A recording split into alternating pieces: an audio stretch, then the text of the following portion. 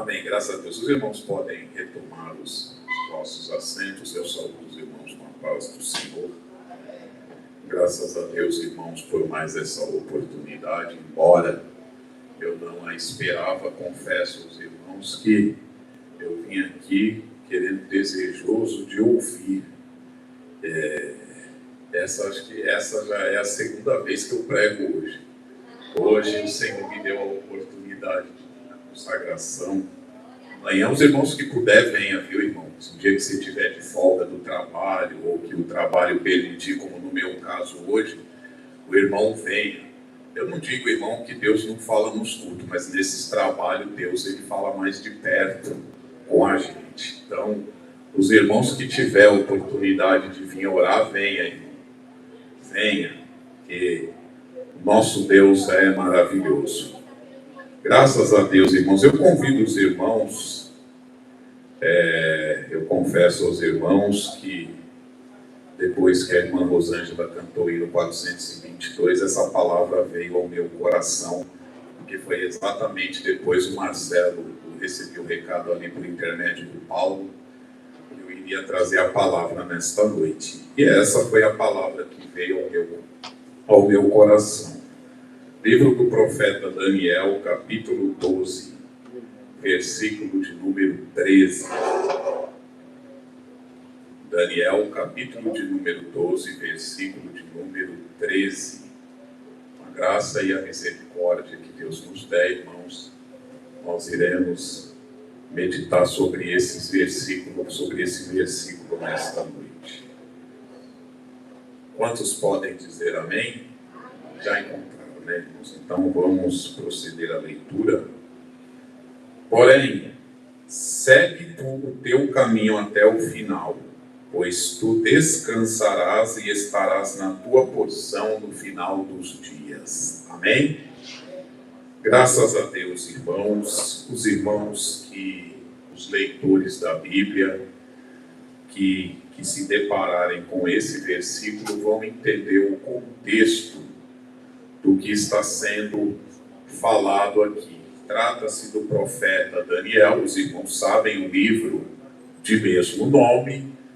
O Daniel, ele foi um dos grandes profetas escatológicos do Velho Testamento. O livro de Daniel é chamado livro o Apocalipse do Velho Testamento. Tamanha foi a abrangência das revelações que Deus dera ao profeta, que Deus ele dera a Daniel. E Daniel, irmãos, ele foi alguém que viveu num contexto muito difícil, principalmente no começo da sua biografia. Se nós formos ver lá no capítulo 1 do seu livro, Daniel, ele foi daqueles jovens da descendência real de Judá que foram levados para a Babilônia na segunda incursão de Nabucodonosor em Judá. Daniel ele foi levado na segunda e depois houve a terceira, que foi quando Nabucodonosor ele destruiu toda a cidade, destruiu o templo e não ficou pedra sobre pedra. Então, Daniel ele iniciou esse tempo cativo.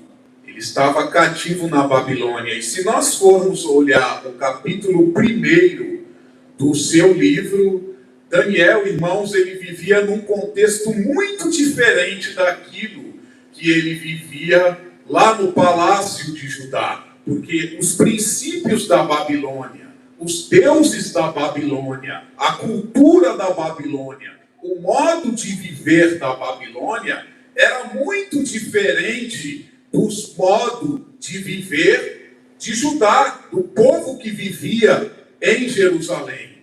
Babilônia era uma sociedade aonde Daniel, na situação privilegiada que tinha, ele teria acesso também a todas as regalias, a todos os prazeres e a toda a sedução e conforto dos palácios do rei da Babilônia. Se os irmãos forem ver lá no capítulo 1, aqueles jovens mais capacitados, de melhor aparência, Porque Nabucodonosor, quando ele chegou em Judá, irmão, aquilo que não servia para ele, ele destruiu sem pena, sem piedade nenhuma, como a palavra de Deus diz. E se os irmãos quiserem ver o estado de destruição, é só os irmãos ler o livro de Lamentações de Jeremias, que os irmãos vão ver o estado em que Judá, lamentável, em que aquele povo ficou. Mas Daniel estava no palácio. E no palácio, irmãos, foram-lhe oferecidos os manjares, foram-lhe oferecidos os privilégios, foram-lhe oferecidos tudo o que cabia dentro dos princípios da Babilônia. Mas, irmãos, o homem de Deus, o homem que tem propósito no seu coração, o homem que tem determinação no seu coração, o homem que conhece e reconhece a sua identidade, o seu relacionamento com Deus, ele não cede a essa sedução, ele não cede a essas propostas.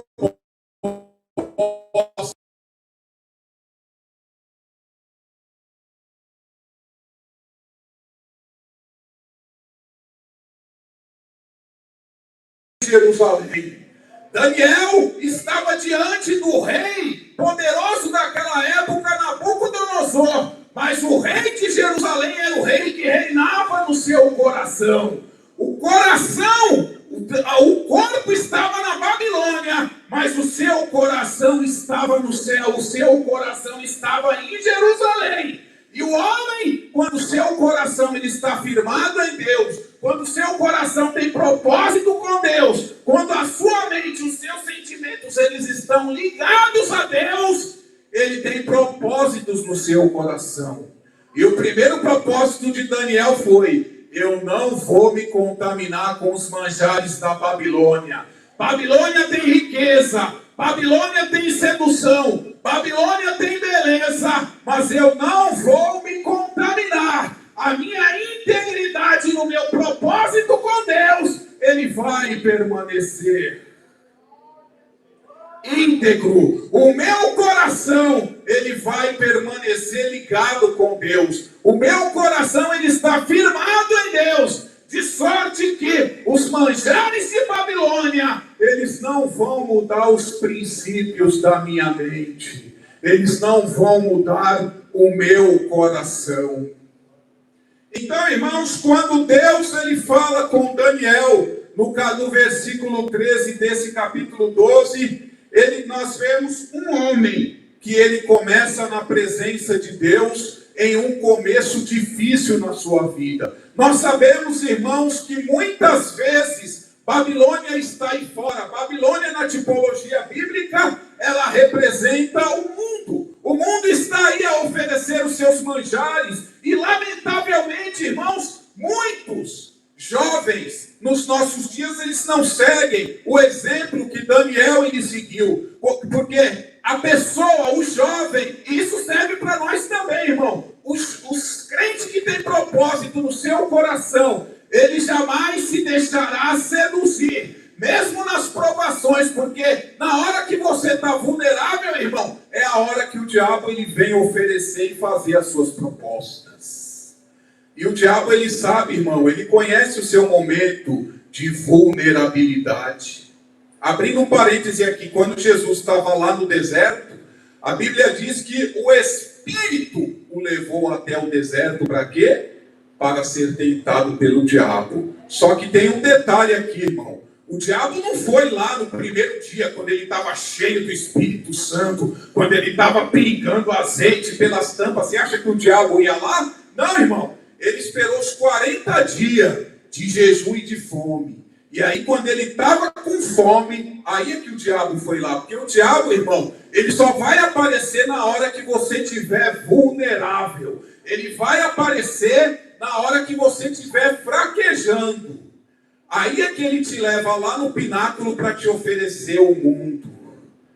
Ele para te oferecer as benesses. Mas, irmão, se você tiver... O corpo estava fraco, mas o coração estava fortificado na graça de Deus. O coração estava fortificado na fé. E se o teu coração estiver fortificado na fé, irmão, pode vir a prova, pode vir a tentação, mas você vai chegar aonde Deus quer que você chegue. O teu prêmio, a tua recompensa está nas mãos de Deus e Ele vai entregar nas tuas mãos. Mas a mensagem nesta noite é: persevere, persevere, siga adiante, aconteça o que acontecer, venha o que vier, persevere.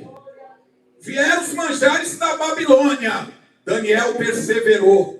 Lá no capítulo 2, veio a ameaça de Nabucodonosor de destruir todos os magos da Babilônia. Daniel estava incluído. Daniel perseverou, ele conhecia o Deus que ele servia. Ele foi buscar a Deus e Deus deu a solução. Veio a cova dos leões e ele também perseverou. Veio as provações, veio Belsazar, ele também perseverou. E aqui no final, Deus diz para ele: olha, Daniel, tu está chegando no fim, mas o teu prêmio está garantido. O teu final está garantido. Você está na sua sorte. Sabe o que quer dizer isso, irmão? Daniel, eu tenho um prêmio para você. Daniel, eu tenho uma promessa na tua vida. Daniel, eu tenho uma recompensa. Irmãos, vale a pena seguir em frente, vale a pena perseverar. Venha o que vier, aconteça o que acontecer.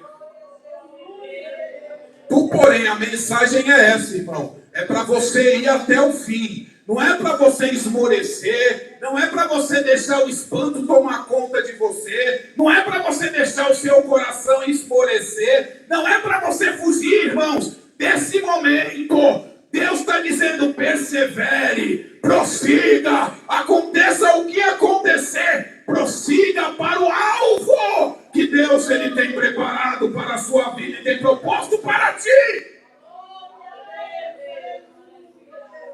Não desista, irmão, não desista, persevere, vai até o fim. Deus diz para Daniel: tu, porém, Daniel, vai até o fim. Você já está velho, você já está idoso, mas ainda não chegou o seu dia final.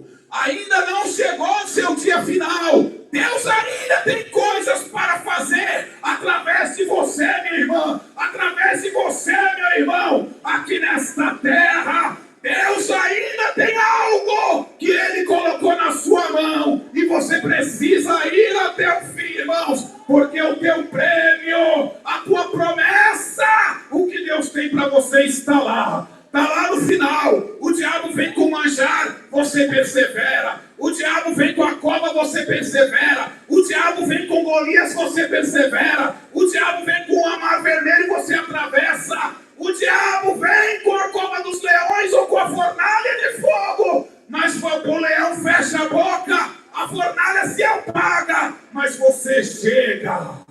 É você que vai chegar, irmão. E nada nem ninguém vai impedir você de chegar no caminho que Deus tem para você. E Deus tem uma bênção muito grande preparada para você, meu irmão. Porém, vai até o fim. E no fim da onde, irmão?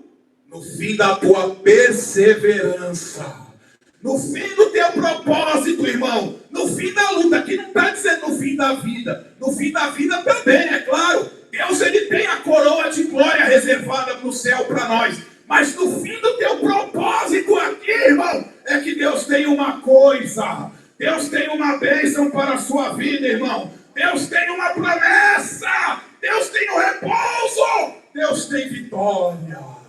E estarás na tua sorte. Quando fala estarás na tua sorte, irmão, primeiro, você não está desamparado. Você tem um Deus que está do seu lado e está com você. Segundo, você tem um Deus que é fiel. Aconteça o que acontecer, venha o que vier, Ele permanecerá fiel à sua palavra e permanecerá do seu lado. E terceiro, irmão, Deus, ele tem uma recompensa.